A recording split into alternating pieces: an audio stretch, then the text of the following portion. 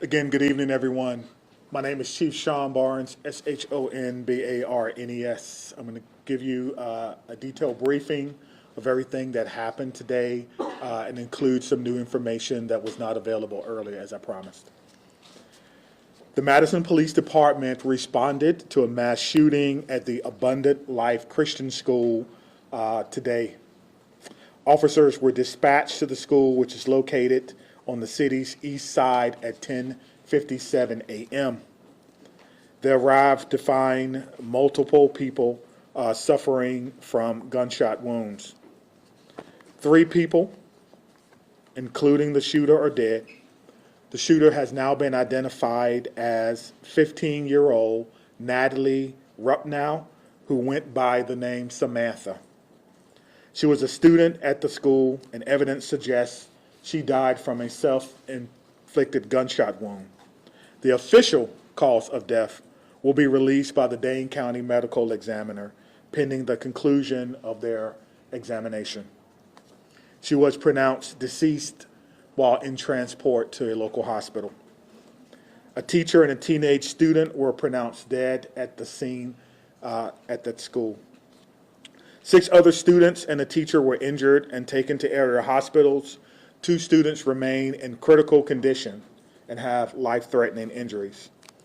A teacher and 3 students were treated for non-life-threatening injuries. 2 of these have been released and discharged from the hospital. The other 2 survivors are considered to be in stable condition. At this time, we believe there was only one shooter involved. We are still working to determine a motive. Detectives have talked to her family members this evening, as well as conduct a search of the shooter's home here in Madison. The shooting happened inside a classroom in a study hall of students from mixed grades. A document about this shooting is circulating this time on social media, but we have not verified its authenticity. The Abundant Life Christian School is being monitored by police overnight. At this time, no one is allowed inside or on the school property. The Madison Police Department is aware that people are hoping to hold a vigil at the school tonight. We're asking you not to do that as this location is still an active crime scene. So I'm going to go over the timeline of events for you. At 10:57 a.m., a second grade student called 911 to report a shooting had occurred at school. Don't let that soak in for a minute. A second grade student called 911 at 10:57 a.m. to report a shooting at school. Officers were dispatched to the school at 10:57. A deputy with the Dane County Sheriff's Office was the first officer to arrive on the scene at 11 a.m. 24 seconds later, the first Madison police officer arrived on the scene at 11:01 and immediately entered the school. Officers bravely entered the building as soon as they arrived, not knowing what they were going to encounter. At 11:05, officers inside the school alerted people that the shooter was down and that a gun had been recovered. At 11:05, the Madison Police Department also began setting up for parents and guardians at what we briefly described earlier for you as a reunification center that occurred at 11:05.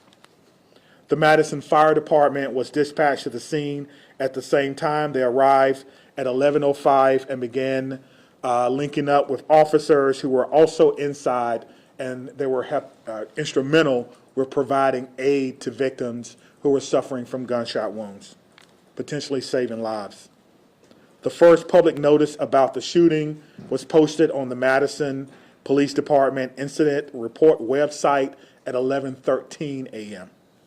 Officers began clearing the school building at 11:14, and bomb dogs started to clear the facility at 11:23 a.m. The Madison Fire Department began transporting patients at 11:26. Again, we want to stress that EMS arrived on the scene at 11:05, immediately connecting with officers to enter the scene, not knowing what they were going to experience. Press briefings occurred at 12:15, 12:30, 5:30, and now at 8:30 p.m. Central Standard Time. Let's talk a little bit about our law enforcement and our community partners. Multiple agencies assisted with the response to the shooting.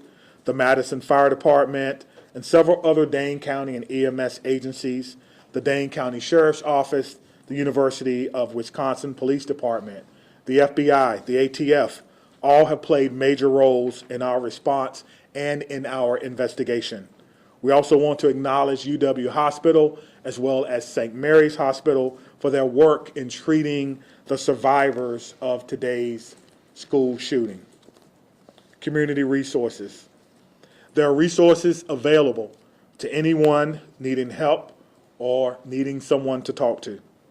The Crime Response Unit with the Dane County District Attorney's Office have been mobilized. This is a group of people who are trained to help victims of mass violent incidents.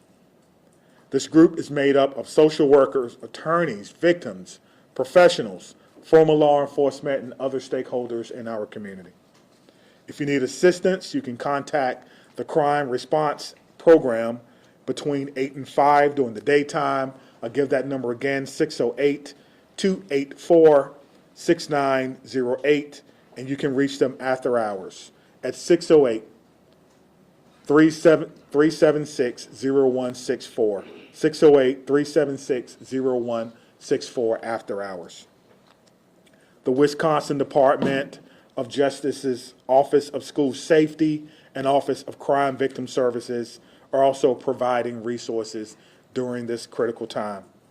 Their Critical Incident Response Team program is designed to minimize the psychological impact of a school critical incident and helps to provide long-term mental care long after this is over.